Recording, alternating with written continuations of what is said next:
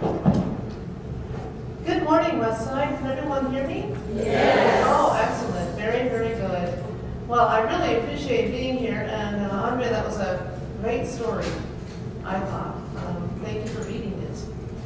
Now I'd like for everybody to turn to reading 437. Let us worship.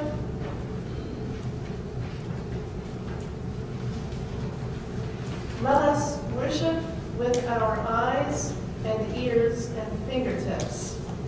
Let us love the world through heart and mind and body. We feed our eyes upon the mystery and revelation in the faces of our brothers and sisters.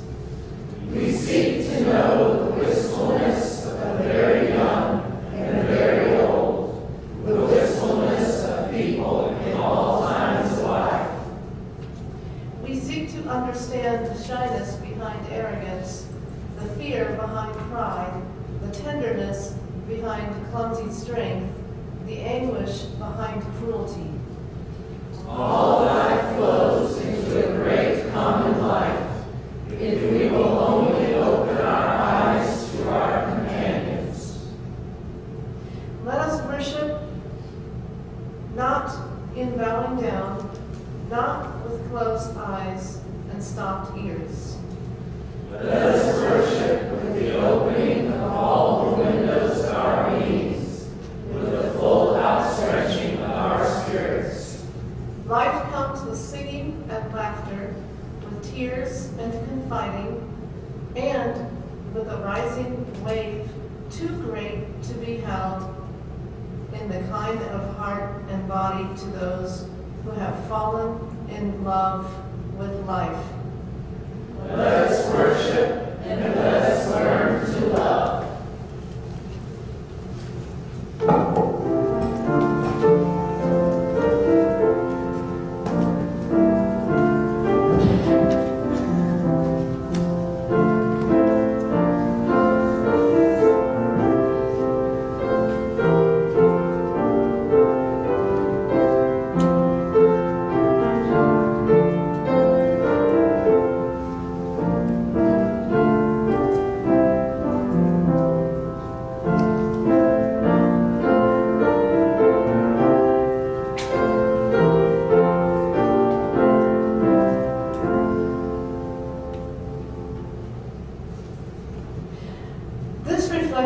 Is meant to open your minds to things you may not have thought about before. I hope you realize that the disabled can do things rather than focusing upon what we cannot accomplish.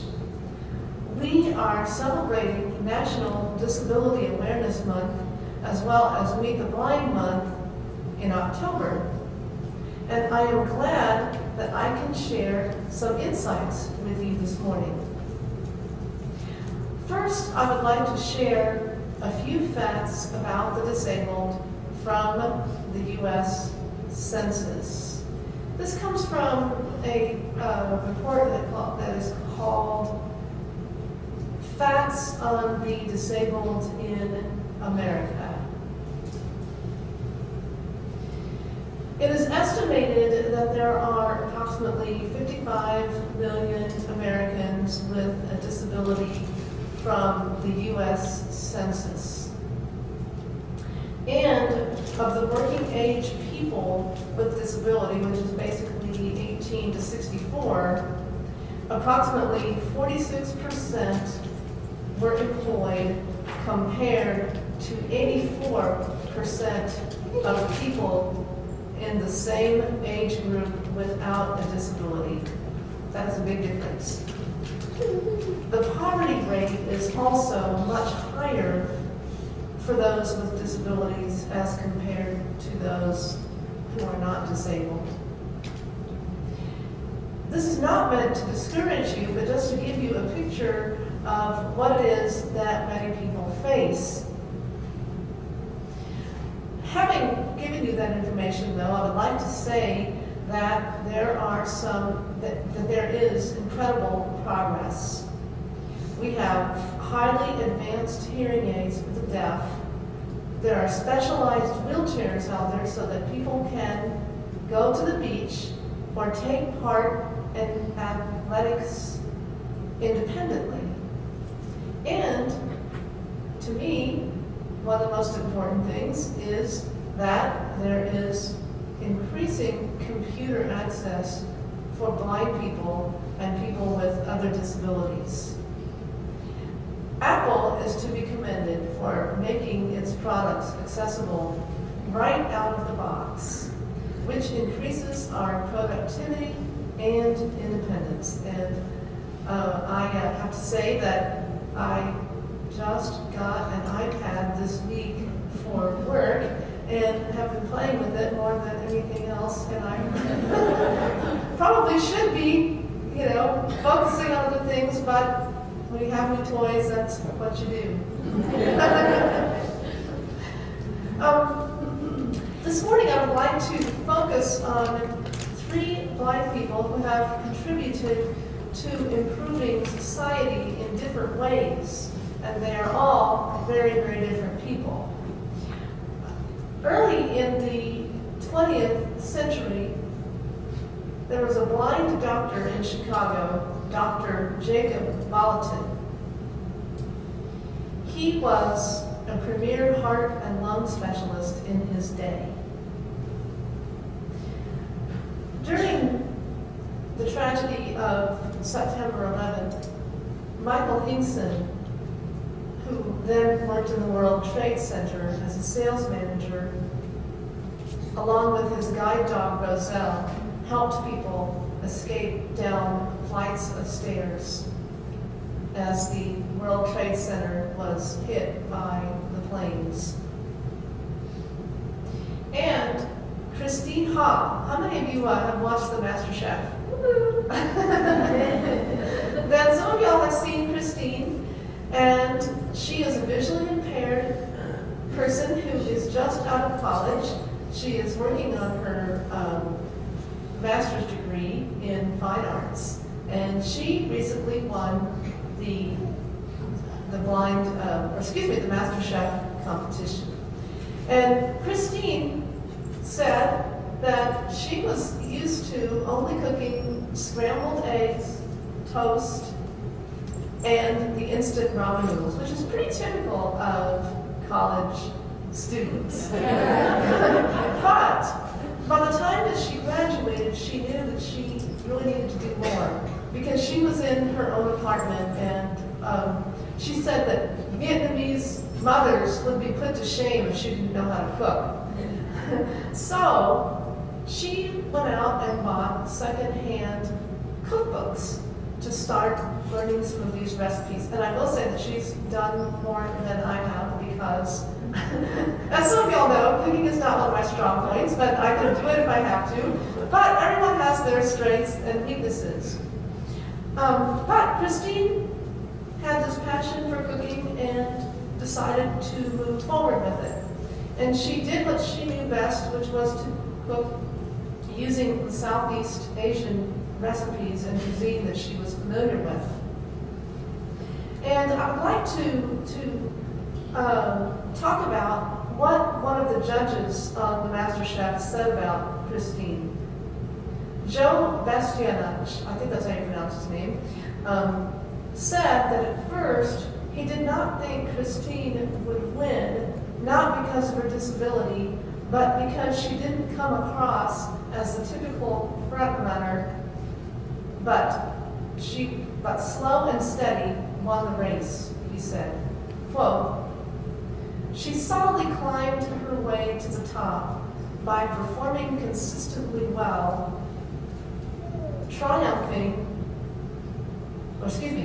all the while triumphing over her self-doubt and maintaining her grace and integrity. It was thrilling to watch." Now, Christine has the daunting task of writing her own cookbook and pursuing her career as a chef. And I forgot to mention that she is also from Houston, and she is blind because of a rare autoimmune condition.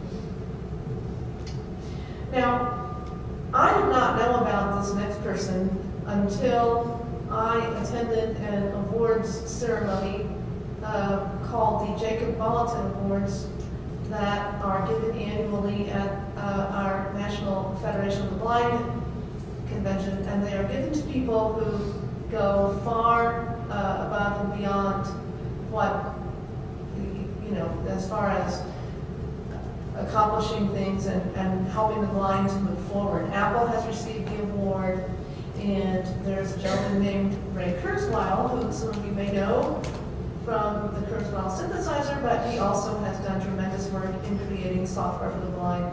He received the award as well. Jacob Bulletin was born to poor Jewish parents in Chicago in 1888. He graduated from medical school with honors when he was 24, and by age 30, he was one of the top heart and lung specialists in the city. The book, called The Blind Doctor by Rosalind Perlman, describes his extraordinary life.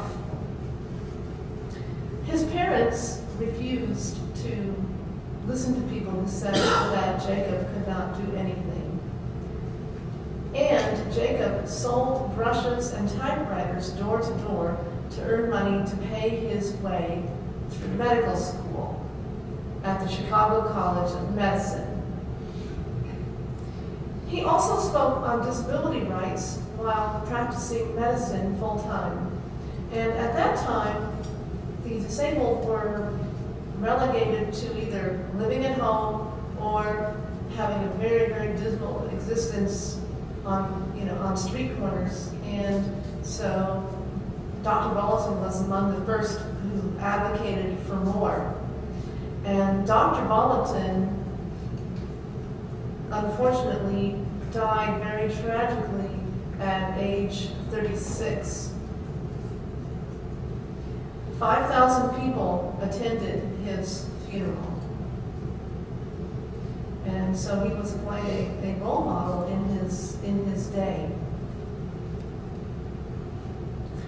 Michael Higson arrived at the World Trade Center to begin what he thought was a routine day at work. Little did he know that he and his guide dog, Roselle, would be recognized as national heroes for helping his co-workers and others escape down numerous flights of stairs after the planes struck the two towers. Higson wrote about his experiences in a book called Thunderdog, The True Story of a Blind Man, His Guide Dog, and the Triumph of Trust. And this book has been on the New York Times bestseller list for many months. And a movie is being made, which I believe is going to be out in September of 2013. When Michael was born, doctors told his parents that he wouldn't amount to anything and that his parents should consider putting Michael in a home for the blind. When Michael was born, his parents realized that he was not responding to light or other visual cues, which is why they took him to the doctor. Fortunately, his parents did not accept what the doctor told them about their son. Years later, Michael, who was a sales manager, was at a meeting at the World Trade Center when the first plane hit. He couldn't see a thing, but heard the sounds of falling debris and shattering glass. Raised in California, Michael was well versed in what to do during an earthquake. He put his emergency training to good use and calmly led his colleagues out of the burning building. Michael is also a technologist and a motivational speaker. And you might be interested to know that he is going to be coming to Fort Worth in January to speak. Unfortunately, Roselle passed away in July of 2011 and posthumously received the Hero Dog Award from the Humane Society of America. I hope that these stories have opened your minds to new possibilities and new points of view, and I sincerely hope that you will look at people with disabilities for their strengths rather than assuming that we are incapable and unequal. I would like to end this reflection with a quote that is from an anonymous source, but it's still a good quote. My disability will always be a part of me, but if it's the only part of me you recognize, you've only scratched the surface of who I am. As we rise in body or spirit in joy and singing our closing hymn, number 134, Our World is One World. And thank you for being here.